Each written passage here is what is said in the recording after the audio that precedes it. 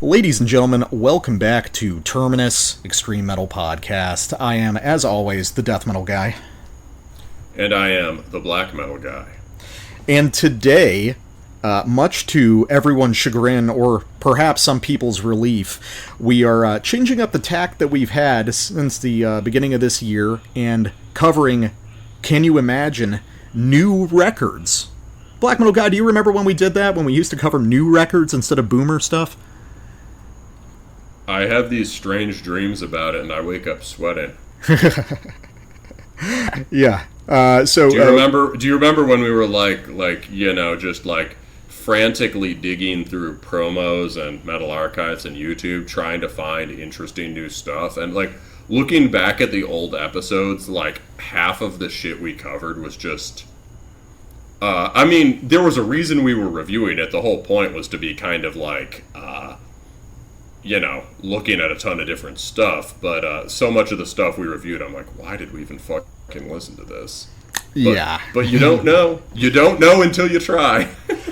Except we usually did know, and we just did it anyway.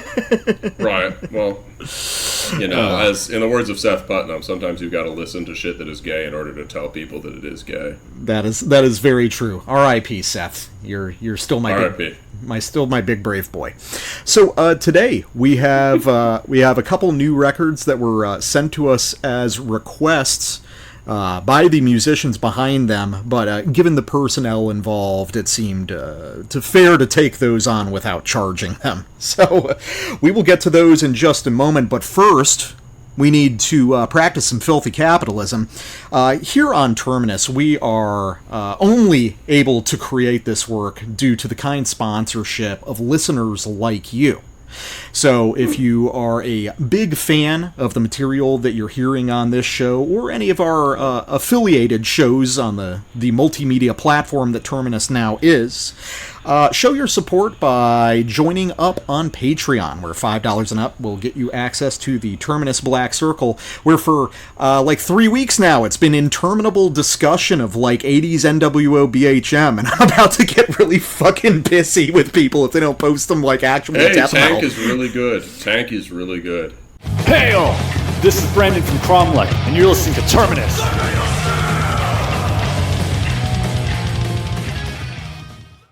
So, undoubtedly, probably a lot of you that saw this record came out were expecting this.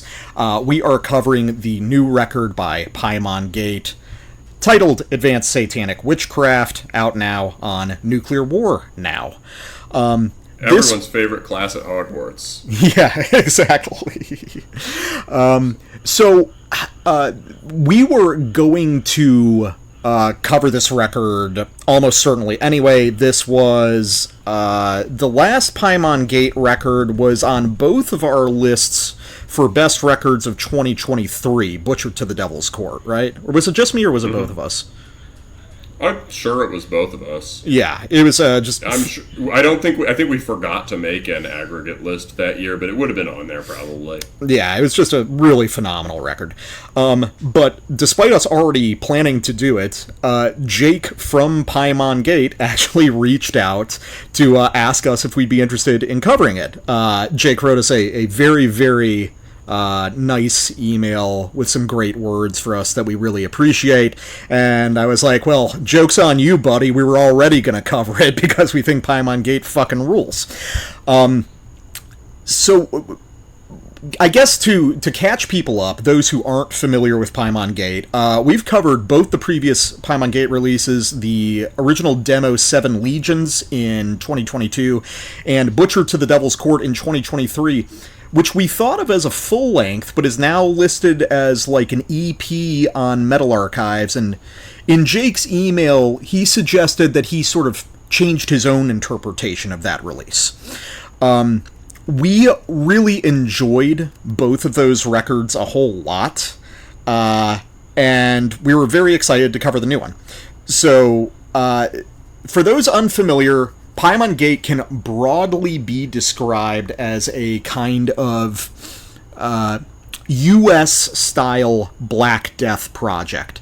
There's going to be similarities to Jake's primary band, Pro Sanctus and Fairy, particularly the early work there, and then by extension, stuff like Profanatica, Demoncy, Black Funeral, sort of the heavy hitters of the original USBM scene.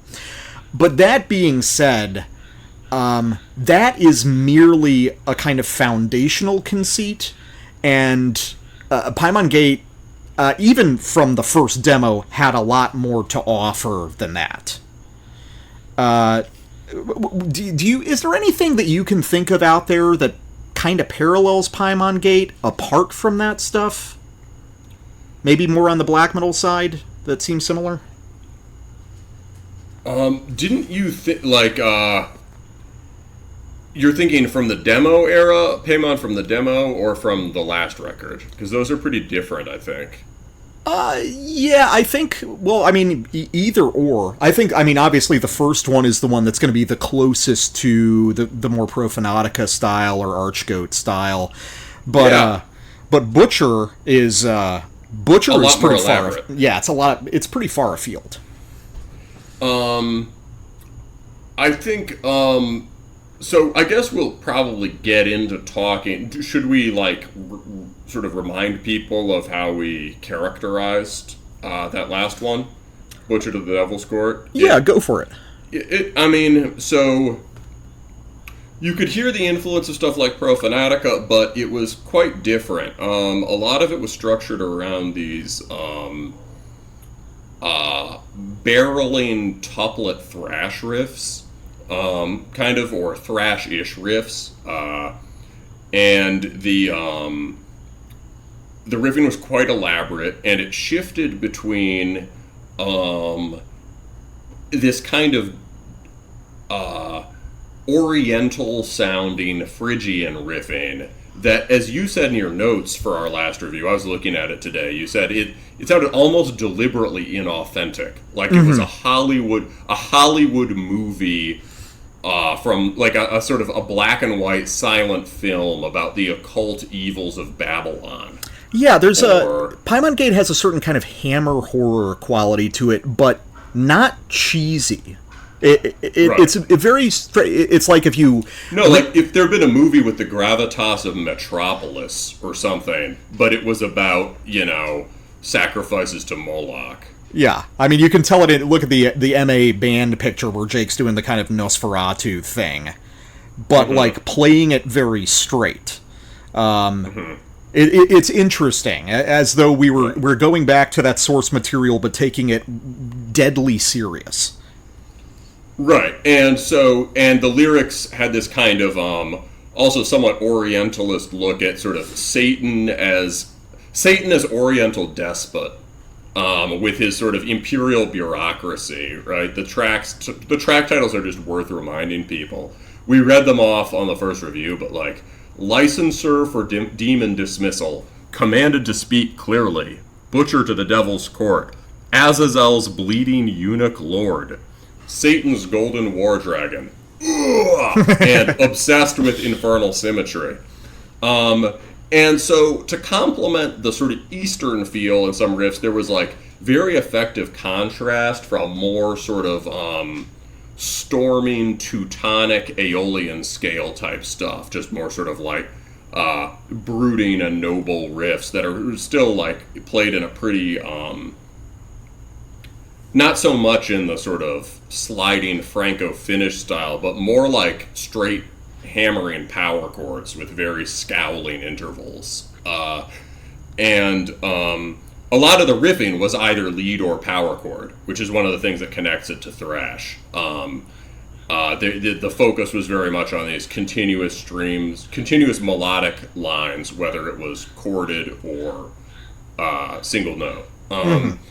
And in terms of other influences included, I mean, it would, I guess you could say it was probably pretty close, in addition to the one kind of early USBM, right, the Ledney kind, it's also pretty close to the Galal kind, the Virginia kind, right? I think there's a lot of GBK and Argos line in those kind of rolling, barreling, thrashy lines. And I remember we also both talked about Emperor. That it was aspiring to a kind of night sky majesty that was not really on the early Paimon stuff, the demo, or on the classic Prosanctus and Fairy. So you could hear a certain similarity to the more raw early Emperor stuff, and I think we might have even talked about how demo era Emperor is itself Orientalist in vibe, like Moon over Kara Share. Yeah. So obviously we really enjoyed both those records a lot. So now with Advanced Satanic Witchcraft, we were, what? Oh, sorry. I just got to say real quick, I know it sounds ridiculous that I just reviewed the last record, but I think it really speaks to how good Paimon Gate is, that in order to talk about Advanced Satanic Witchcraft, we just had to do that level of recap. Right? All of these records have very distinct characters.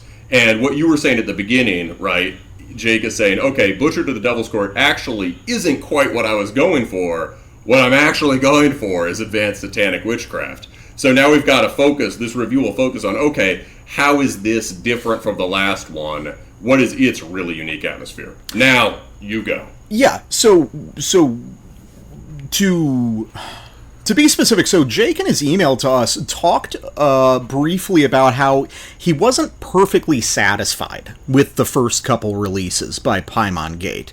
He said that he had certain things that he didn't love about the production and about some of the songwriting, which I find kind of fascinating because I think that they're just outstanding. But he felt like this new record really captured what he wanted from the project.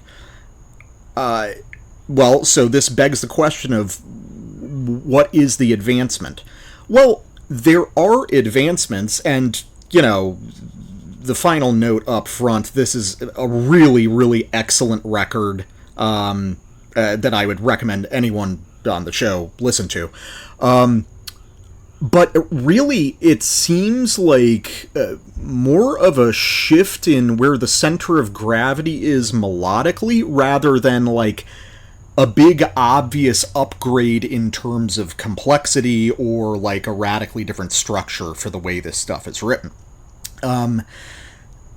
Advanced Satanic Witchcraft is really, really fucking good, but the big way that I would characterize it is that there's a big geographical shift. So the previous records I would characterize as like firmly rooted in the Middle East. Really heavily leaning on those Phrygian scales, really soaking in that atmosphere of sort of like desert evil, for want of a better phrase. Here things sound much more European. But the Phrygian scale is still around, but the emphasis is much more on the Aeolian this time. Certain details that were already present in Paimon Gate have been intensified. The drum programming is even weirder than before. The vocals are even more insane and layered and distorted. But what really sets it apart from the previous records is pretty subtle stuff. I would say that overall, I think this record is not quite as immediate as the previous couple. It took me... I agree about that. Yeah, I really enjoyed it at first blush, but it didn't hook me quite as immediately as the last couple records. This one took me a couple listens to really, really sink my teeth into. And I think it's just because there's subtler stuff going on, and in a lot of ways more ambitious stuff going on. But I think that really the best way to demonstrate that is by playing some of it. So just to kind of set us up for further discussion and to give people an idea of what this record broadly sounds like, let's just listen to the first couple minutes of the opening of the record, the title track, Advanced Satanic Witchcraft.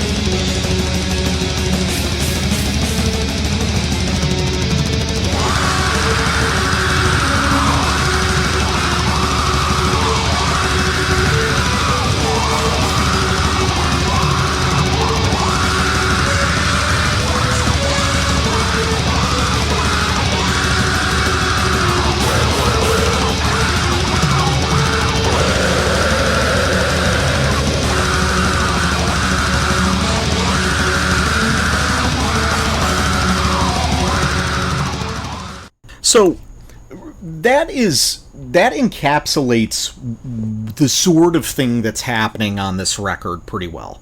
Highly emphasized Aeolian and Phrygian modes, sort of like desolate, kind of sorrowful melodic phrasing a lot of the time, a kind of doom quality to it, despite the fact that much of this is really operating at fast tempos. But I'd say that the thing that really defines this record and makes it a little bit more of an advanced version of what's been happening before, apart from the Satanic Witchcraft, of course, which is highly advanced, is the breakdown of the distinction between the riff and the lead. Now, obviously, this is an extreme metal record through and through, so it is based on repeated melodic phrasing. But the way those phrases are etched out in these long strings of tremolo, in these very kind of linear configurations that don't loop on themselves in the way that a metal riff typically does, that's a really fascinating quality. Right. It's not like 4 cells of similar phrases. There's just one long, drawn-out sequence of notes that doesn't... Right. I hear what you mean. Yeah. And it seems that, like... I almost wonder, like, are there even power chords on this record? Is it entirely made of just, like, sort of, like, languid... sort of endless trem leads that sort of like fold back in on themselves in interesting ways but don't repeat in a distinct manner. A lot of this is attributable to a technique that we've spotted a lot in newer Profanatica, which is a very strange way of returning to the root note of a riff on like the 4 of the measure before the riff ends, rather than straight at the 1. It gives a lot of these riffs a sort of a weird quality of temporal displacement. It becomes surprisingly challenging to find the point of repetition in a lot of these riffs, which means that even though these are like relatively simple songs in terms of numbers of parts, they can be surprisingly tricky to follow in a pretty interesting way. Yeah, it's definitely disorienting. There's a phrase you have in your notes that I like a lot, which is strange overhanging root note returns. And overhanging is good. I think people could probably hear how he's like, instead of like descending to a low fretboard root note, he's hanging on the octave, or like the double octave of that note. It keeps returning to like instead of reaching stability by descending, the riff goes back up to the root.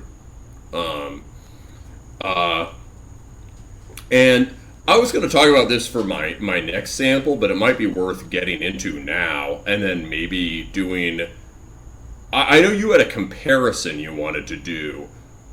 Would it make sense if maybe we did... I think we're about to talk about the same thing, though. I sampled the end of Advanced Satanic Witchcraft. Mm-hmm. Can I do my sample, and then we go to your comparison? Yeah, sure. That's totally fine. Awesome. All right. Because I think we're talking about the same thing here. So the riffs have this hovering and wandering quality. And you noted that there's been a geographical shift from the sort of Eastern to more European scale. So the music, the riffs sound a little more folky, or they have that folkish gothic doom earthiness. But I feel like there's also a sort of like, maybe earthiness is the wrong word, because I feel like there's a sort of elemental shift too, or a shift in cosmic orientation. So the last Paimon Gate, the sort of what is it, the Butcher to the Devil's Court, felt very, at least to me, it felt very telluric. It felt earthy. Did you hear that? Like it's coming from the underworld. Yeah. It has a very, like, grounded, powerful, martial, traditionally heavy quality. Yes, and we loved that. That's why it's so much more immediately accessible. And yes, with that is the way it's composed, which is these barreling power chord riffs oriented around a solid pedal point where the root is at the bottom, right? And so the riffs are pushing off from this subterranean foundation, and it gives them this authoritative up-thrusting movement. They move vertically away from the root. There's a pattern of ascension, and then when they descend, it's like, the sort of like a sort of a stately, dignified procession of satanic ministers down the steps, or it's Satan's golden Wardragon diving on the hordes of God, right? So it's this movement of powerful ascent and descent to the root.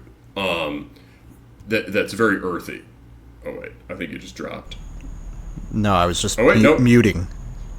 Oh, you were muting for the motorcycle. All right, fair enough. That was some satanic power on it. Was that the devil's motorcycle? Possibly. It's very fast. Hell yeah. Okay, so basically, yeah, the last record felt earthy, solid, crushing, and like it's moving up from the depths. And on Advanced Satanic Witchcraft, the melodies move in this way that you're describing. They're more overhanging. They tend to start high on the fretboard, an octave or two up from where you'd expect, and then kind of float around there.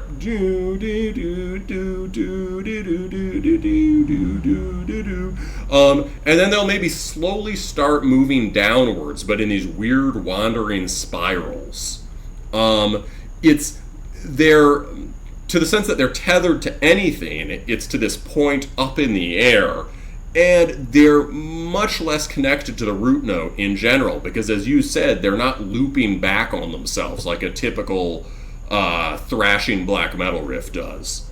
And it seems to me that, like, here the idea, where the other one was telluric, this one's etheric, right? These are the powers of the air, which is one of the traditional, the Christian terms for the demons, the realm of the demonic. And you can look at the album cover, right? There's a sort of a Renaissance peasant woman being subjected to a missing 411 incident. They're right being carried off into the sky by a witch. I don't think that's what's being portrayed on this cover. You don't think? What do you think is being portrayed?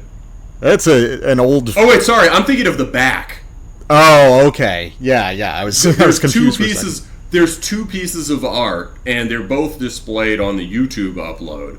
But so the back is a woman being lifted by her hair into the sky by a witch that's like a gnarled and grotesque. It's basically like youth and beauty being pulled into the sky by grotesque age. Mm-hmm. The album cover is a little bit different. That's a hag with babies on her back. But basically, the album does have this strange airy feeling with these wandering, unmoored melodies. And that can sound like a bad thing, but the point is, it's not in this limp and passive way. It's just mysterious and mysterious and sometimes frantic and sometimes sort of more sinister. But anyway, here's a sample of that. This is just from later in the song, where I think that elevated, airy quality to the music becomes really apparent.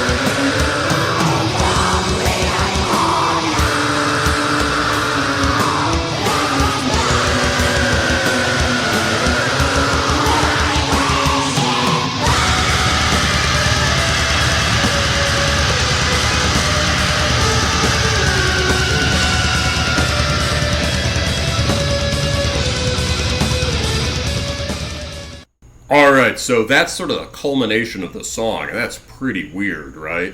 Yeah, it's got such a gliding, sort of like falling leaf quality to it. Yeah, that main theme that starts the sample starts slowly descending in this sort of funeral procession way, and then sort of like hovers and loops on itself a couple times, and only then does it keep descending.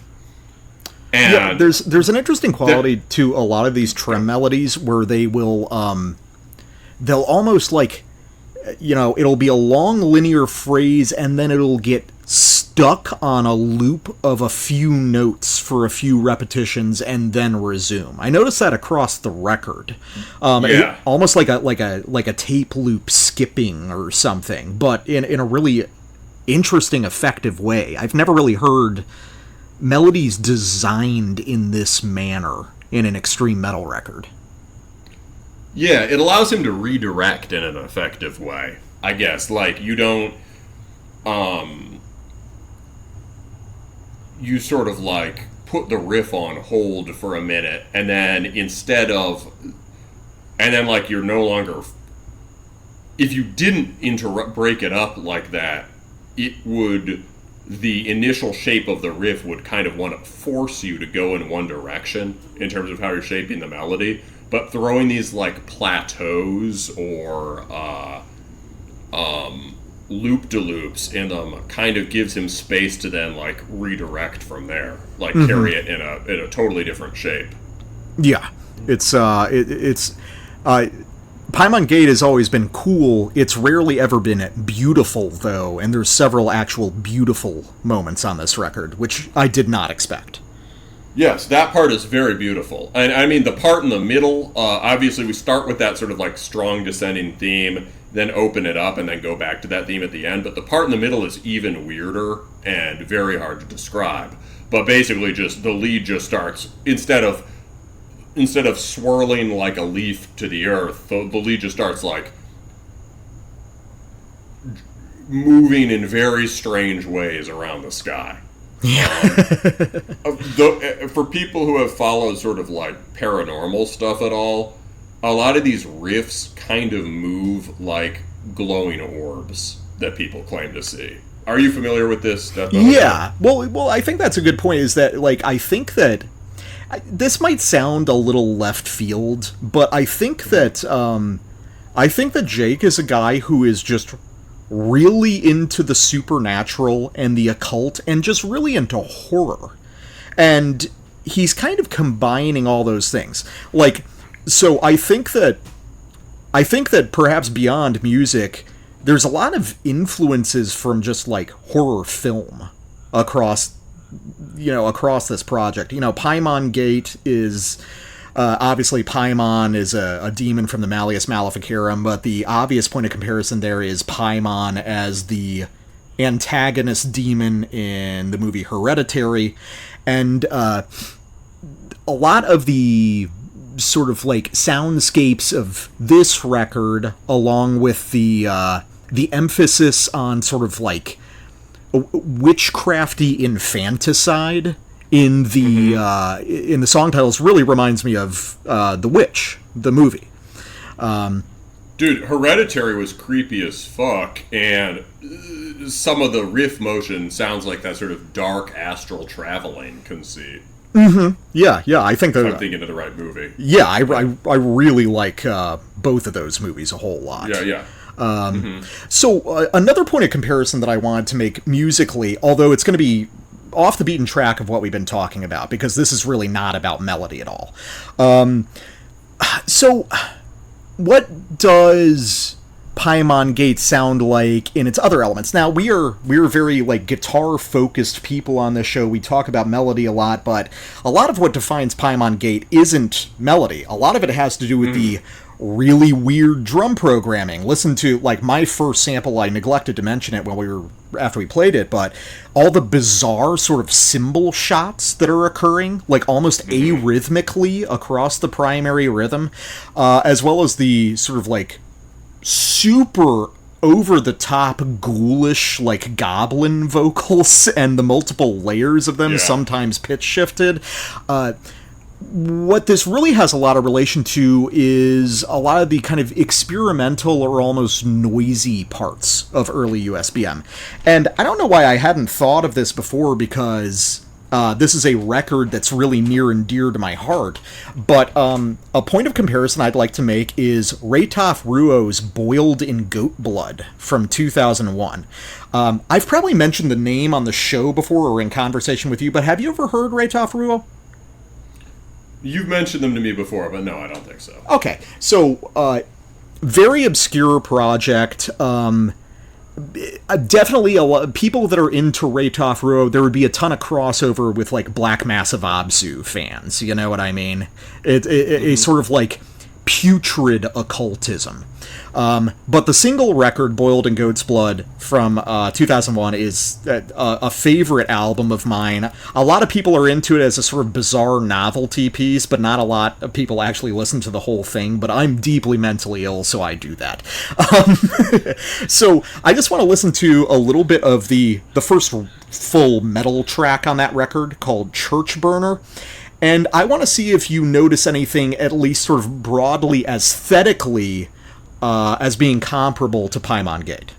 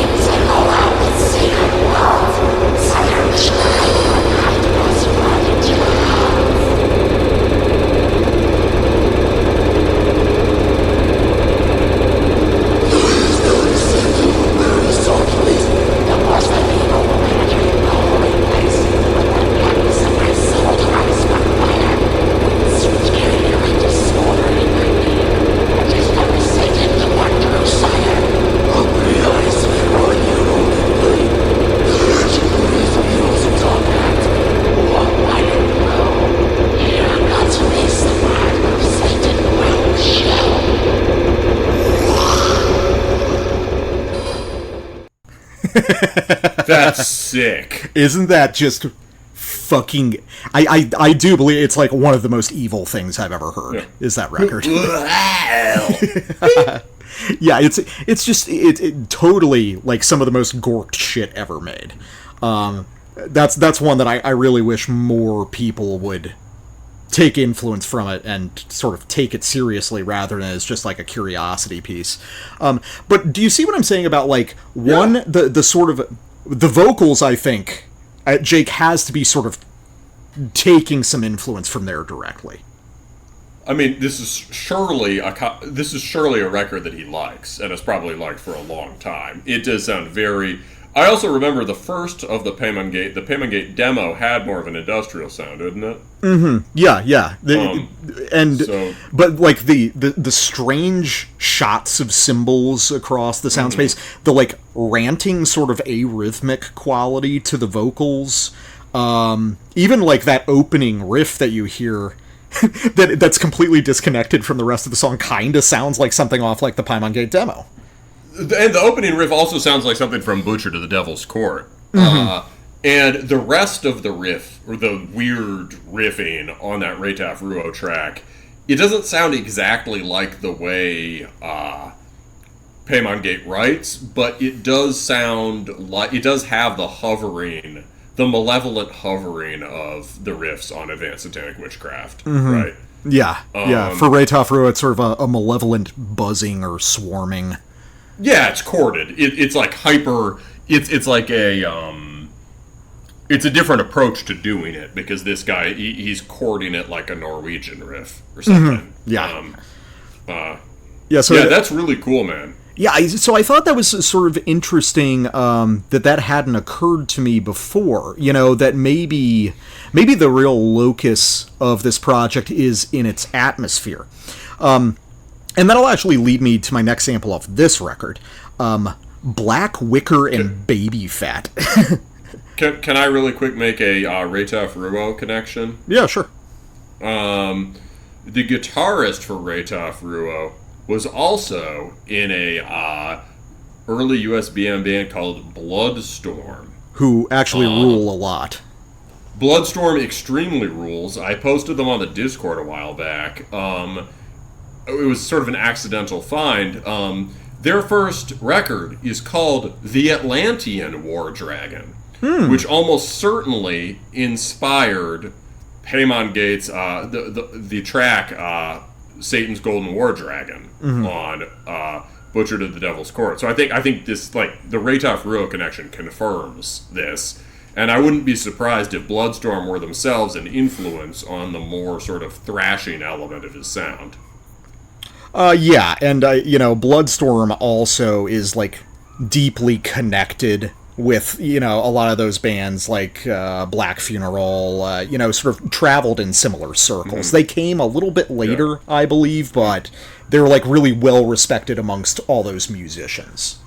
Yeah, this guy was in, the guitarist, Bjorn Haga, was in Raytoff Ruo, Bloodstorm, and Thornspawn. Not to mention also Necrovore at some point. Yeah, Necrovore, dude. Crazy. But yeah, people, if you like stuff that's retarded, I can't recommend Bloodstorm enough. It's basically like if you took the Ledney style USBM and combined it with, like, Dark Throne, the most minimalist Dark Throne, that's what you get. It's also if everyone in Absu tried to play Barathrum Vitriol while, like, hammered fucking drunk, like, barely able to stand up. It does sound... Yeah, Bloodstorm does sound a lot like Absu, and actually has an Absu member connection, too, I believe. Yes, there was a guy who was a live member of Absu. So it sounds like the dumbest moments of early Absu played very fast. Okay, so back to Black Wicker and Baby Fat. What a great title. Sure. I love that. Yeah. I think I found that on Etsy the other day. I'm gonna pin that one. All right. So I think that, like, if there's one, like, really easy to isolate accomplishment of this record, it's that the basic tenor of the music has changed so much in terms of melodic delivery, and even the sort of, like, geographical implication of it has changed, but the mood has managed to translate over really well. Paimon Gate has always had this kind of sardonic, mocking quality. It seems to... It is a project that has kind of a sense of humor about itself, not in the sense of, like, tongue-in-cheek parody, but sort of, like, malevolent, gleeful cackling. I mean, you don't make a song titled, like, Black Wicker and Baby Fat or Satan's Golden Wardragon without, like, being kind of self-aware, like, indulging in the excesses of it. But the thing is, like, I love how Paimon Gate sounds witchy, specifically. That's a mood that I think is underutilized in black and death metal, and I like the fact that Paimon Gate's music always sounds, despite how sort of, like, big and powerful it can sound, it has a deliberately restrained scope. It's not trying to go after, the epic scale of Satan proper. It's more about, everyday witchcraft and demonology, which in some ways I find, like, more intimate and actually darker. And I think you mentioned that the last one, it sounded less like it was about Satan than like it was about his demons, right? The mid-level satanic bureaucracy. Yeah. And so this record is about the witches. Yeah, this is about witches in the woods doing witch things, Right. Like the movie The Witch, which is a very effective horror film because of how restrained it is and how sort of isolated and I don't want to say low stakes, but in terms of, like, a global kind sense. of. Yeah, it's about one not family. Like we have to Right. It's not like we have to do this or like, Satan consumes the universe. It's, yeah. And I always find that stuff a little bit more intimate and interesting. And I think that gets communicated really well on this track, which... Can I elaborate that in one real quick way? It's like, I mean... When you're at the Satanic frame of reference, right, it's about, like, the devil doing glorious battle with the legions of God or whatever. But when you're dealing with, like, witches in this way, it's about, like, people doing really ugly stuff to people. Mm-hmm.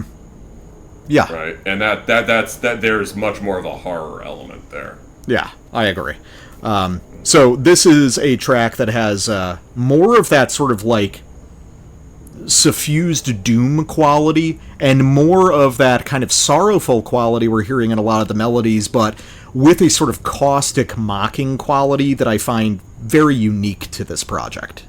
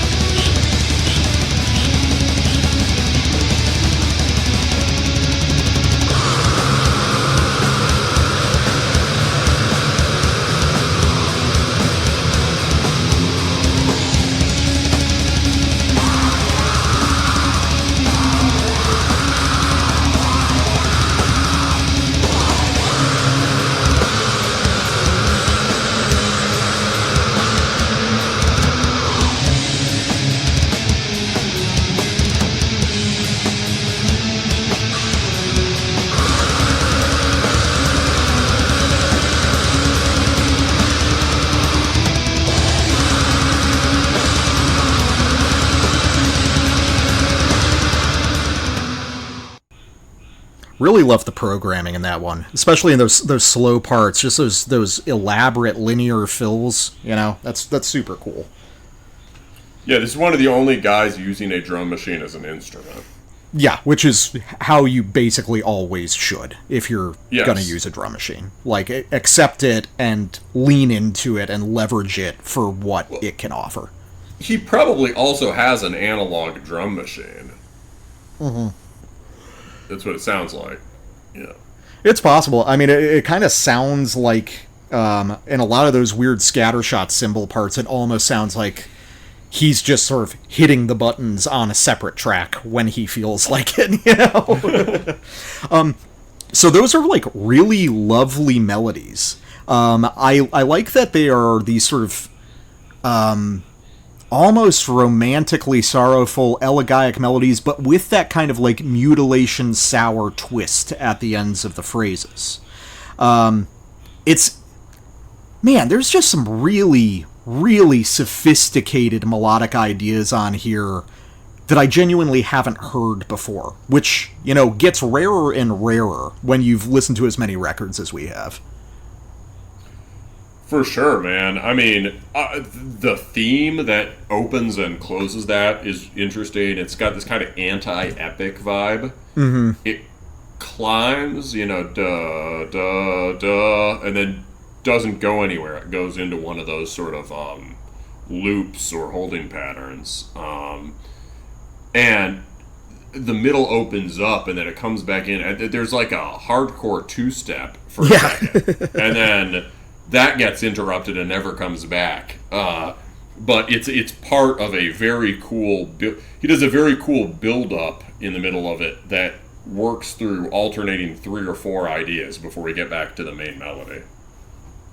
Yeah, I don't know, that one. This is one of those cases of, I just sort of like the riff. Like structurally, you guys have heard pretty much everything that's going to happen, but like what in terms of just pure moment-to-moment content, this stuff is just so exciting despite how kind of minimal it appears at first blush. On that note, part of what makes this work is that some of the gut punch heaviness of the last record is still here. He hasn't totally abandoned that approach, so we've been focusing on the kind of most exotic and new aspects of this album, but it is important to specify that there's still a bunch of great sort of meat and potatoes Black Death riffing. So the final track, Backwards Rhyming Dog, starts with a more kind of frantic, high-energy example of these floating powers of the air riffs, and then it drops into something that's a lot closer to the Butcher to the Devil's Court, or to even the last Prosanctus and Fairy record.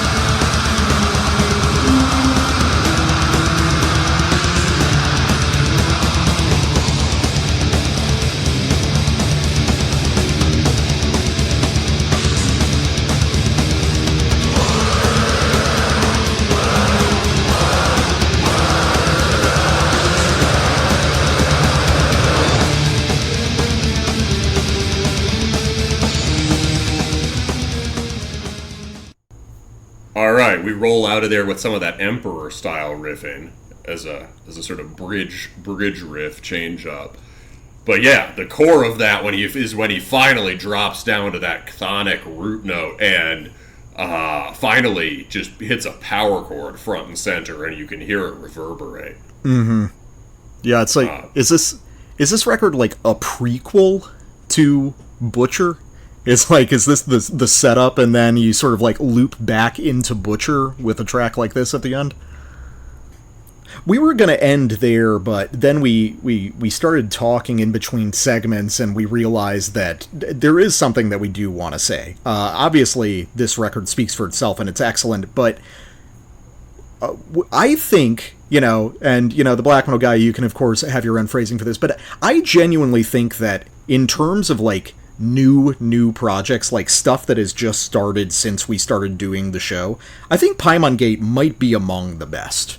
And it's certainly one of the most exciting things happening in like U.S. extreme metal. Yeah, no, we completely agree about that. It's strange. If you go to the No Gleaming Light upload, this record's been out for a while, and if you go to the No Gleaming Light upload, I think there are 0 comments. Yeah, I saw that. There was 0 comments. Like, despite the fact that, like, a friend of mine was so excited about this, a friend of mine who's pretty active in the scene, and had early access to, like, little clips of this album, and sent them to me like 6 months ago because he was so stoked about what he was hearing. Right? So people who write music really like this. It's obviously just formidable. But yeah, the No Gleaming Light upload has straight up 0 comments. It's just bizarre. And, like, this is less than 2,000 views. Yeah, this is just unequivocally. I don't even want to say. I was about to say one of the most promising projects. It's not promising though. It's just fulfilling. Promising. It's just excellent. It's just outstanding music. It's just so much more deserving of the attention that major bands are getting than basically any of those. If we made a top 10 list of, like, bands that are newer that we've been repping, right? I mean, surely this would be on there. I mean, I think people can hopefully hear the reverence we talk about this with. I mean, there is something difficult about this music, right? This record has this kind of, like, blown out. The most difficult aspect of this record, I think, is the blown out sound combined with the fact that it's all leads. So it's not easy on the ear. And I can see that turning some people away. But there's a whole kind of person who's into sort of, noise metal or sonically violent metal, or who likes mutilation or whatever, right? That should be listening to this. You know what we gotta do? We gotta push it to old school death metal people. There's a lot about this that would satisfy them. I mean, I hope the Hessian Firm guys are aware of this. I'm sure they are. I was talking about when we were off air that, like, there was an awesome incantation riff in that last sample. It really does satisfy a lot of true old school death metal aesthetics. I mean, yeah, like, I'm trying to look real quick on our Instagram to see, like, did I eventually post our aggregate top 10? I think I did, yeah. Of this past year, yeah, there are, like, maybe 10 bands that we have repped really hard that are, like, new and often from the U.S. I mean, we've done a lot for, like, Strix Ascesis or Grave Pilgrim, or for Anal Stab Wound. And right? Oldowan Gash, of course, yeah. Oldowan Gash, Ink and Fire, or the various MK projects. And given a little more time, we could probably rattle off 5 or 6 more of those. And Paimon Gate easily belongs up there. And while a lot of those are kind of upstarts, this guy is very established. Yeah. Oh yeah, obviously Into Oblivion and Cromlech, right? Mm-hmm. We talked about to no end as being doing things that are very original, as traditionalist as they are, right?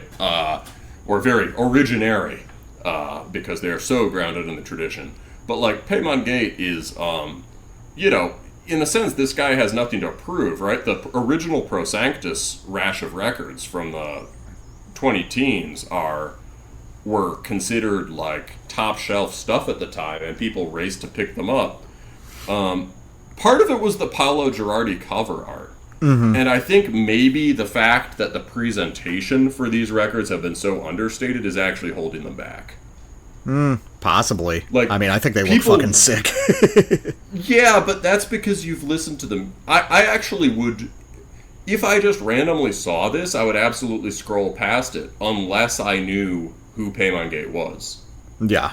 Well... it's like, because you've brought it on the show, because I'm familiar with this guy's output through this and Pro Sanctus, I'm like, oh, this is obviously sick. And in that light, you look at these sort of grotesque grimoire illustrations of witches, and you're like, oh, this is actually really cool, and I can see why he's focusing on this. But it's not visually arresting. It doesn't make someone, like, stop in the middle of a scroll, or even if they're like leafing through records in a store. And I wonder, that stuff affects people maybe more than we all realize. Yeah. Well, regardless, Jake, I don't think you need to worry about disappointing any of us. At least, I think you can keep doing what you're doing, brother.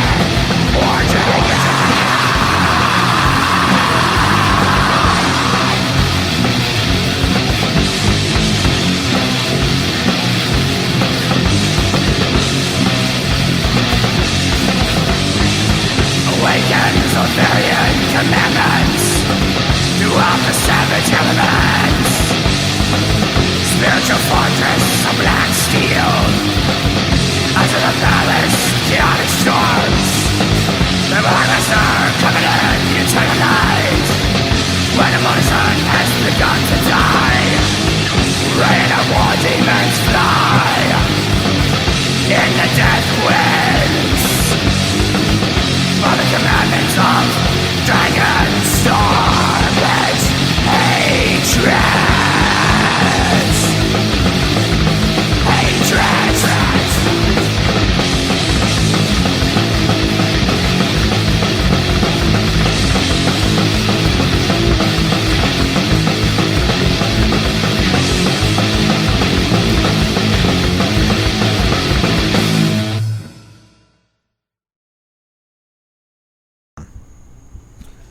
All right, and we are actually. Wait, just a sec. I want to make sure that the lineup is public for Pyromancer. I think it is. It is. I don't see it on MA. Oh wait, there it is. Okay, there we go. Sorry, roll in again. Okay, just go for it. All right, and we are back with another piece of very different, but also very strange and thorny and uncompromising American black metal, courtesy of a recurring Terminus protagonist. This is Conqueror Horus, otherwise known as Anton, from the Lexington, Kentucky scene. We've covered several of his projects in the past, including Rotting Kingdom, the Death Doom band he does vocals for, and the sort of martial black metal project Arcane Bayonet that he did last year, which had an interesting kind of mystical crust punk sound. It was it had a little to do with Rotting Christ and a little to do with like D-beat stuff. It was pretty cool. So now we are covering a project that he's had going for quite a while, and has done some live appearances recently, and has finally put out a full length. This is Pyromancer with Absolute Dominion by Fire. Now, conceptually, this is the war metal band of his projects. Everything about it suggests that, the photos, the genre tags, whatever. And I guess you could say this is a war metal record, but only in the way that that is a very capacious label. It's like a war metal record composed of almost none of the parts you would expect. And I might argue that it is, for the most part, not even really a metal record in terms of how it's composed. It seems like this is written a lot like a stenchcore album, especially with that mix of crazed blast beat into strut, like heavy palm-muted riff over an almost rock and roll strut that you would get on Deviated Instinct or Prophecy of Doom, to name a couple of the bands we've talked about a lot lately. And you get a vestigial version of that on the early Bolt Thrower records. But the it's a very strange record. It is melodically bare bones in a very deliberate way that I'll get into. It could prove for some people, I think, frustrating in that respect, but I think he gets a remarkable amount of mileage out of a very rigorous conceit. And like the last Arcane Bayonet record, it's a very interesting piece of sound design. This doesn't really sound... the sound quality isn't like what you would expect from the Blasphemy or Revenge school of war metal. And it's also not like what you'd expect from the kind of Angel Corpse, Angel Corpse, Rites of the Die de Gringalade, whatever, Argoslant school of war metal. Mm-hmm. It doesn't have that crispness and angularity. It's got its own thing. In some ways, it reminds me a lot of Concrete Winds, but it's like noise metal with a very crisp production that still has crazy blown out noise. What do you make of this death metal guy? I figured you would probably hate this, but I thought I'd bring it on anyway. I do not hate it. I do not love it, but that's like basically certain just from what this is going for. So I I have some aesthetic misgivings about this, but like I'm shunting that to the side very deliberately. Like I'm not the target audience for that thing, and that's totally fine. This is better than I expected it to be, primarily because it's not a war metal band, like straight up. It's not. You compared it to a lot of kind of stenchcore and sort of crust adjacent stuff. That seems fair. I think of it as being very much like a sort of deliberately stripped down and primitive take on like Celtic Frost meets really primitive Teutonic thrash, like sure, like In the Sign of Evil played at half speed or something, or like not Pleasure to Kill, but Endless Pain. Endless Pain. Yes, it's Endless Pain riffs without the thrash beats. Yeah, so there's something that is very much like a super stripped down, sort of deliberately slowed down thrash metal here, which puts it into, naturally, like the realm of Celtic Frost. But what I compare it to more specifically is a couple things. One, a band that we covered way back, I think in the first year we did the show, which I did not like, called Siege Column. That record kind of sucked. Yeah, I think that this is a much better take on that. Basically, the same melange of influences, but these guys pull it off a lot better. And another thing that we covered last year that I did not like, that you were able to help me with on the name, because I forgot, which is Barathrum. This kind of reminds me of Barathrum in a lot of ways. Again, with the like mix of influences on display. Now, obviously, the execution is going to be because Barathrum is really a very slow thrash band rather than a doom black metal band or whatever people were calling it. Yeah, this is kind of like a very deliberately slow thrash band. So I think it's interesting. So the main criticism that I have to level at this is, beyond whatever aesthetic misgivings, is that I find it extremely uneven. I was kind of prepared to really dislike this on the first few tracks, which just like did absolutely nothing for me. But once the fourth track hit, it really gained my attention, and I thought the rest of the record kind of proceeded a lot more strongly from there. So I don't know if it's a difference in taste or if it's just not the best foot forward, but I think you have to give this one kind of a chance to work. Because there is a kind of like agglutinative quality of these like short, minimal tracks piling on top of each other, kind of like in an old school grindcore way, albeit played a lot more slowly. I agree with you about that for sure. Yeah.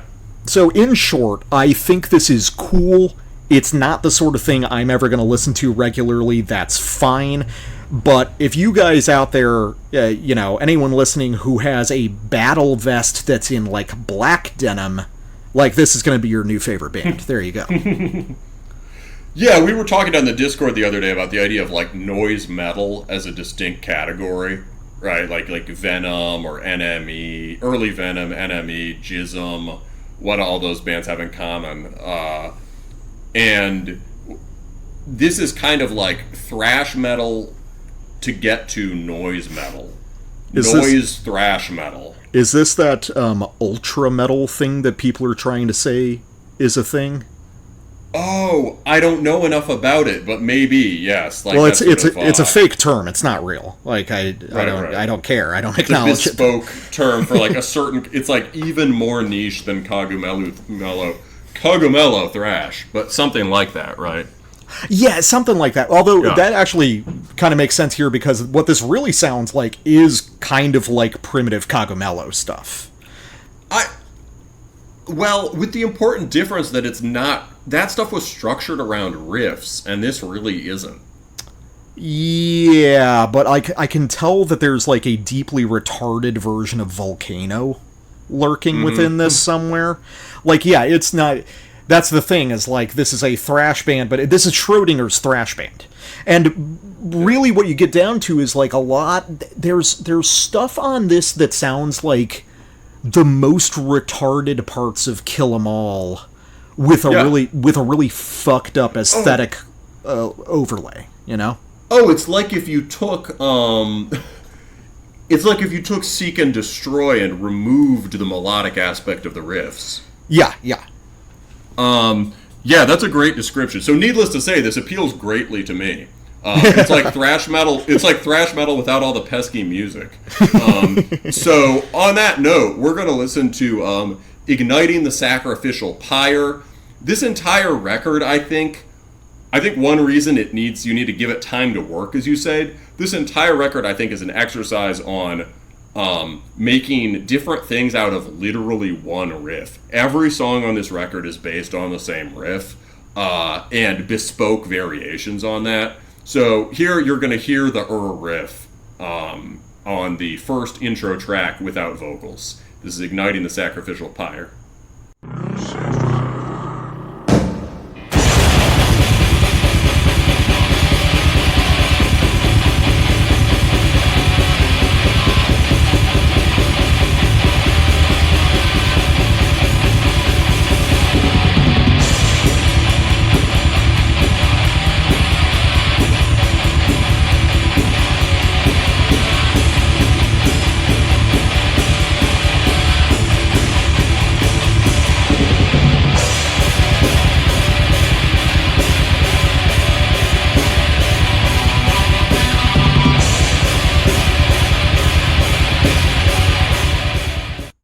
Okay, so at the end you get something that's kind of like a death metal trem riff, but you can hear that the core of that is just like it essentially is the riff to Hellhammer's Messiah.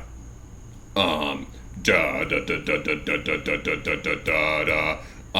then you do the same thing again, but there's a different note at the end, and they actually Pyromancer throws in a little flourish, but the riff is essentially.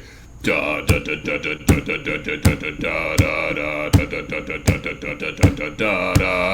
do a little sort of tweak on, like half-step tweak on that last interval, but it's basically 3 notes. And what you do is you rock through. The riff is an excuse to chug on the root note.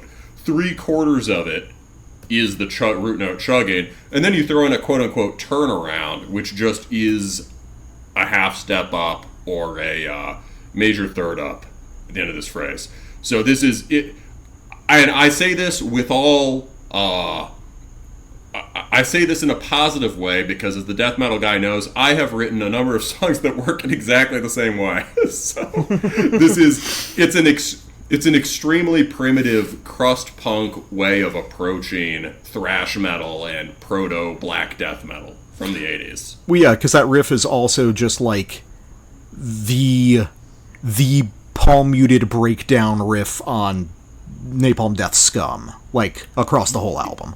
Exactly. It's also extremely close to Killing Joke's The Weight, and you'll hear other versions of this record that sound even more like that, and it's really close to stuff that Amoebix does, or stuff on In Battle There Is No Law, right? There's one of my favorite bolt thrower riffs is just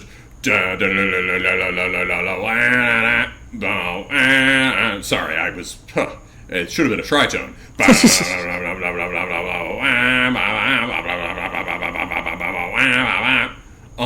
This is all that type of riff, which is barely a metal riff, or punks doing a kind of metal thing, or something that's so primordial it's like the first extreme music, as Killing Joke did it.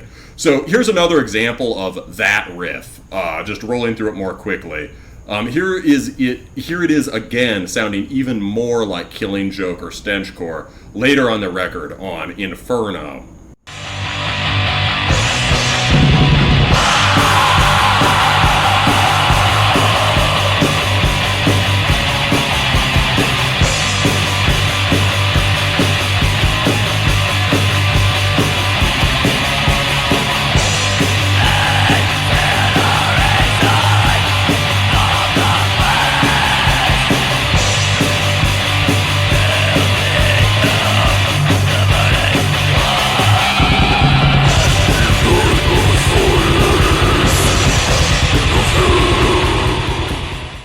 You know, maybe a weird comparison, but that kind of reminds me of some of the stuff off that last Morte Incandescente record we covered. Oh, wait. Yeah, the skull-crushing black metal from Portugal, right? Yeah. Yeah. I can hear that. Yeah. This also has a secret agent man quality to it. Yeah, well, that half-step shift. But there, you could hear, it's the same rhythmic conceit. 3/4 of the bar is the root note, the last quarter is a turnaround. In this case, it's like fractaled. So you do root note to half-step up 3 times, and then you do something slightly different for the 4th. There you can hear just a very rocky strut beat there that's pretty close to something on one of these Deviated Instinct records or Killing Joke. The other comparison at the root of all this would be the mid-tempo Discharge songs. So Protest and Survive or Ain't No Feeble Bastard, but after the show. These have kind of the, that kind of feel. That really is the basic DNA of this whole album. And it can seem a little underwhelming at first, as the death metal guy points out, if you're looking for conventional sort of tremolo melodies or fully fleshed out sort of pedal point melodic phrases dancing around the root. Yeah, you're not going to find that at the core of this. But each of these tracks has a unique variation or couple variations on that one kind of bulldozer stomp riff.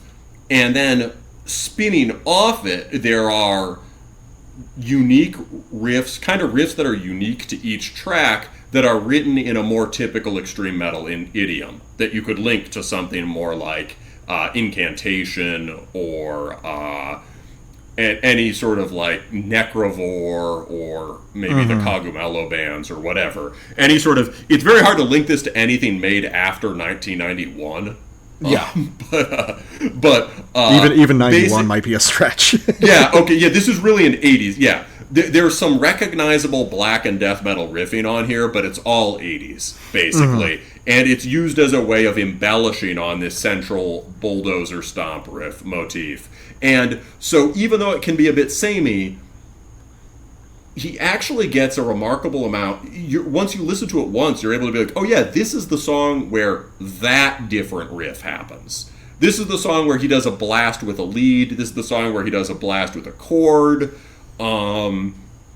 It does a very nice job of getting some variation out of repetition, which might have something to do with the Pyromancer conceit, right? There's one fire, but you're slinging it a little differently with each every time you hit Fireball. Okay. Or maybe you're not just spamming Fireball. Maybe that's the metaphor. We got Firewall, we've got Firebolt, right. We got Lava Lash, Oh, dude, stop it with Lava Lash. That shit's OP. No, that's an actual shaman spell in World of Warcraft, but oh, that makes sense. I believe, if I recall correctly. Or Rivers of Blood. Everyone's spamming Rivers of Blood. So I think, yeah, so you're largely correct. I think where you and I are going to diverge is like how effective that one riff conceit is. I think it is specifically effective in the mid and slow paced material, and I think it kind of falls apart in the faster stuff. Which is why I think that I really wasn't fond of the first few tracks, which are much more blast oriented. And honestly, the problem here is, at least for me, it has to do with production. This has a really weird, kind of deliberately flabby guitar tone. It's sort of like it's bassy, but doesn't have a lot of crunch to it, not a lot of body, despite that sort of lowness of pitch, which means that when the tempo picks up and we get into blast beat territory, really any sort of like riffing content just sort of dissolves, which, I understand is probably the point or whatever, but it means that, like, once they get into blast beat territory, it feels like the thread of the song tends to get lost. However, when they're oriented around these mid or slower paced passages, I think that it works actually surprisingly well. So I'm going to play some of the first track that kind of perked my ears up, which is going to be Unholy Cremation. And this is just another one that sort of like goes with my theory of like what this ultimately is a thrash record with a super fucked up timbre. And when viewed just from that perspective, yeah, this is kind of fun.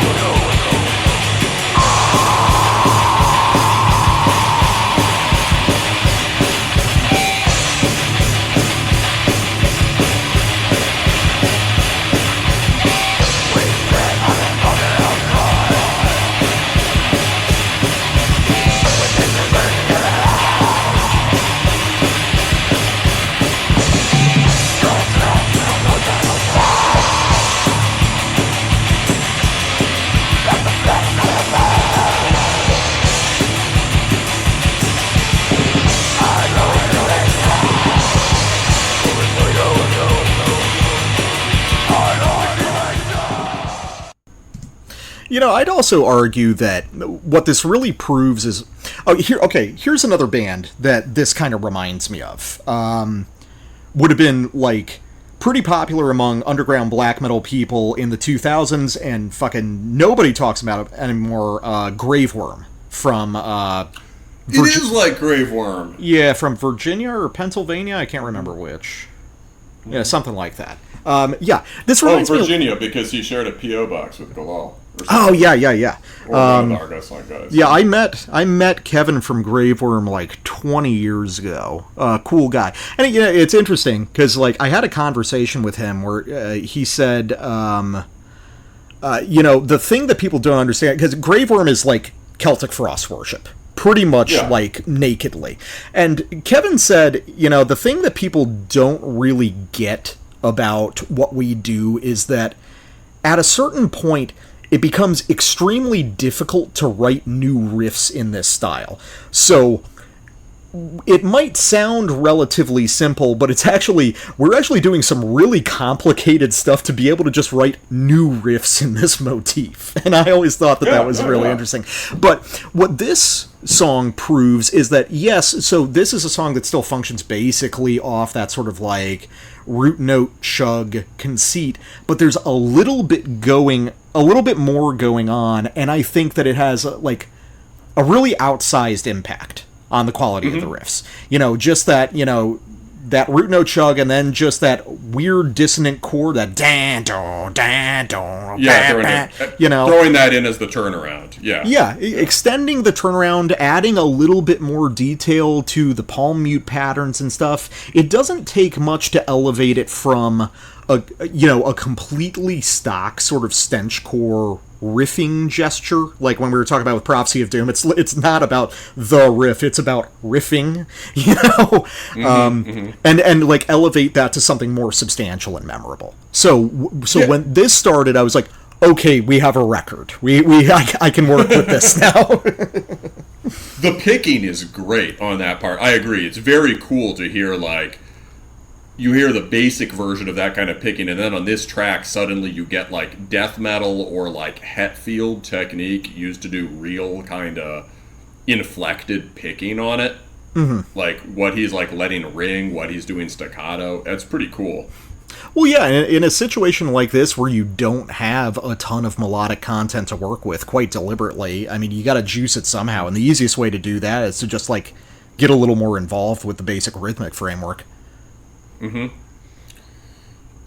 Yeah, and this track also features, I think, more than... it never kicks out a mid-tempo, does it? No, I don't believe so. No. But yeah, it's also... So they do, like, at least 2 variations on that bulldozer riff. They kind of, like, towards the end there, they're starting to do, like, A and B variations. Like, there's a second riff that has the same basic rhythmic pattern, totally different turnarounds, and then they start doing A-B variations within that. So there's a kind of cool complexity explosion within this very limited framework. Mm-hmm.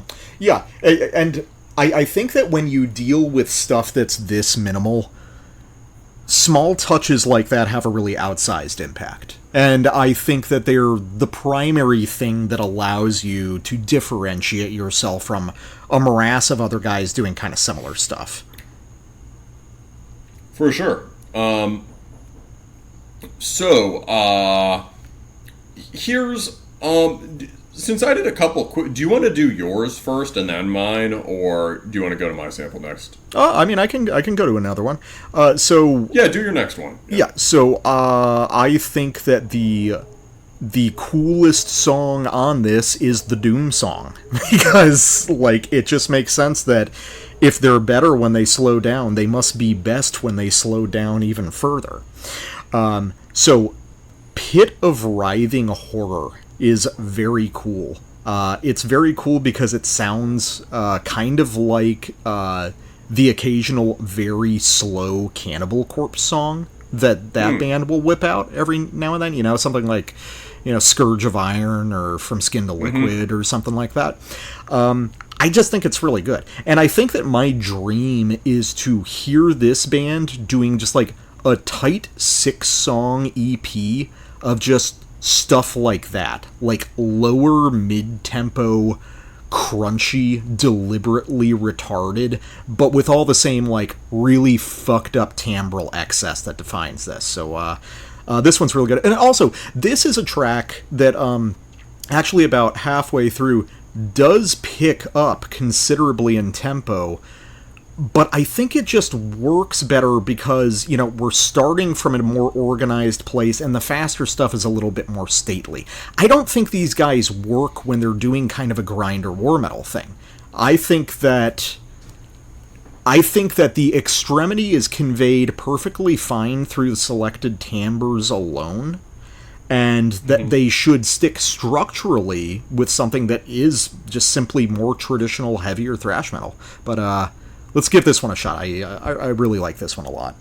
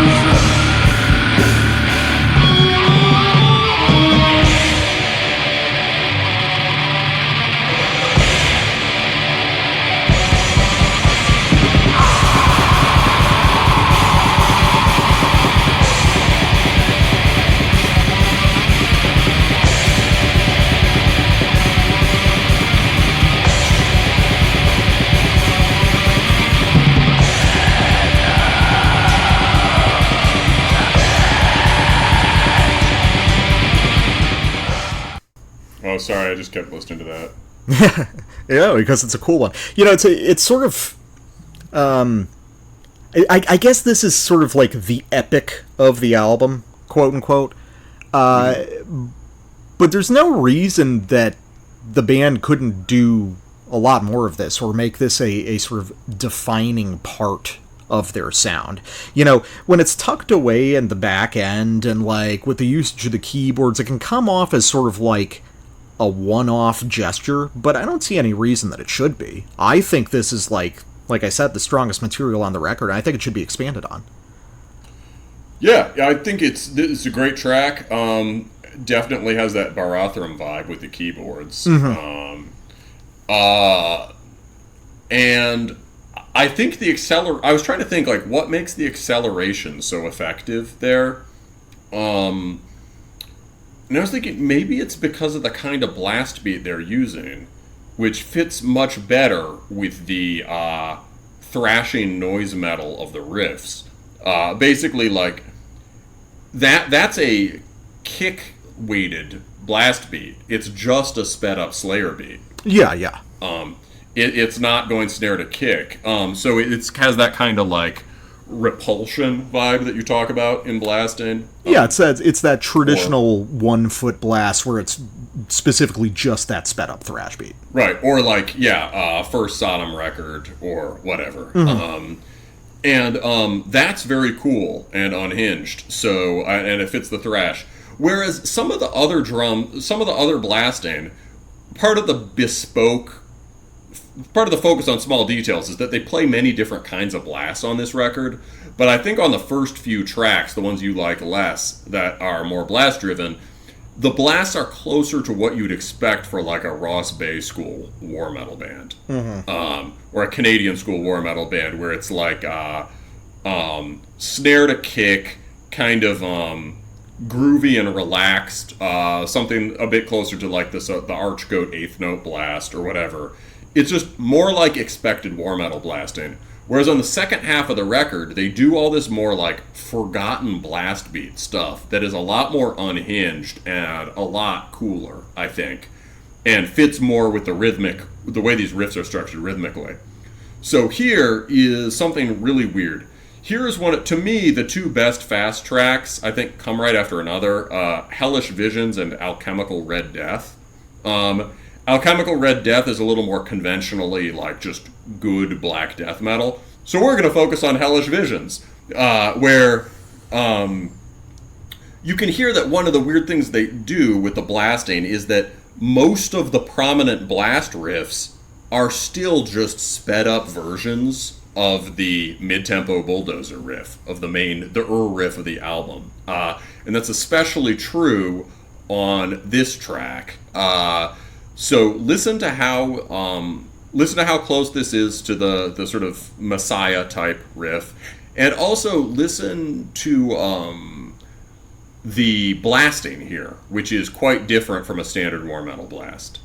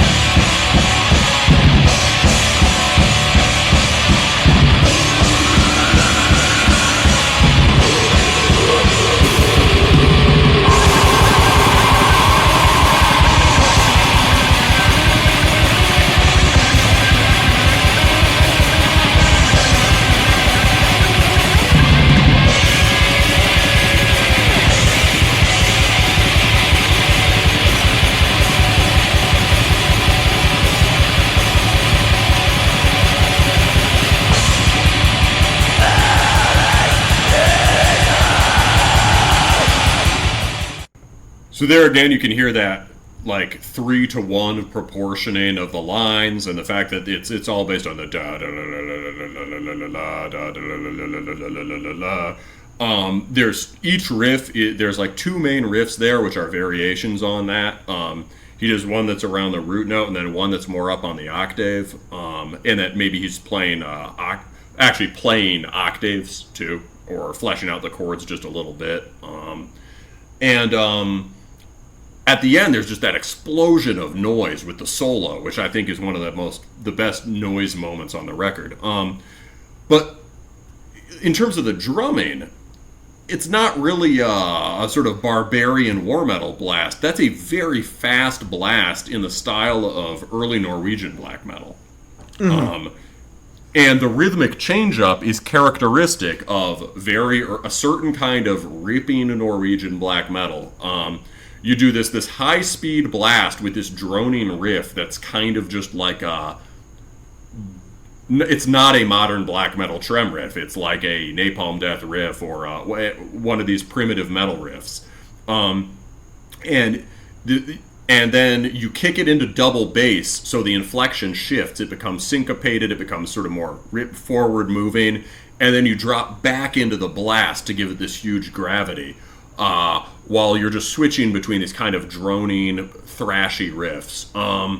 And that compares especially well to the formative material by Enslaved and Emperor, and especially Enslaved. So this is from the Hordanes Land split, or also Enslaved's Hordanes Land EP. Listen to this comparison. This is the climax of... There's a set of riffs that repeat throughout the first track, and this is the climactic repetition of them from the end of Slaget.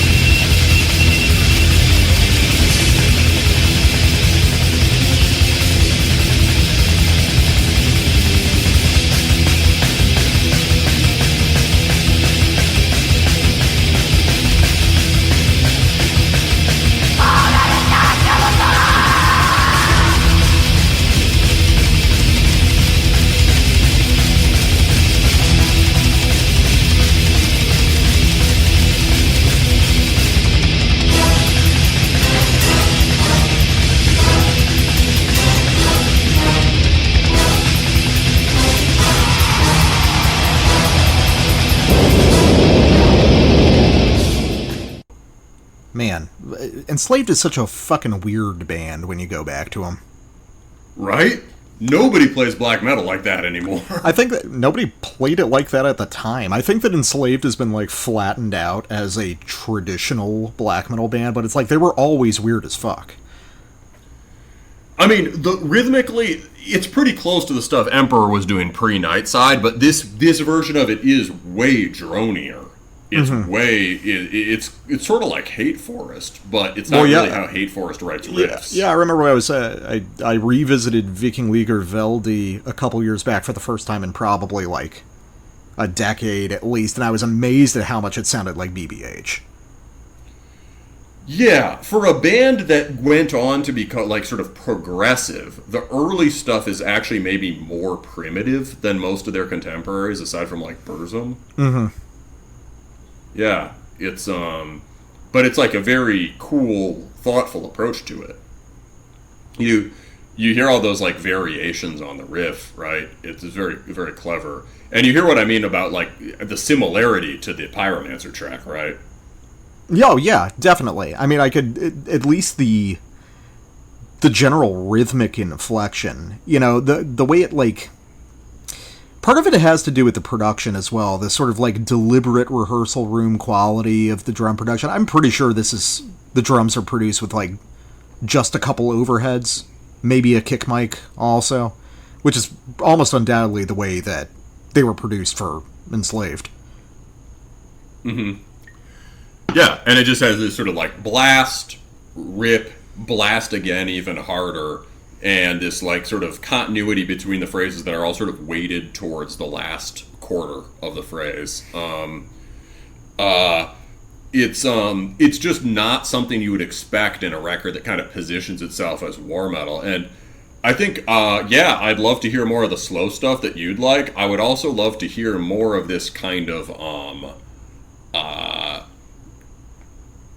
ancient and this sort of ancient alternate history approach to blast beats. I think I would love to hear more from them.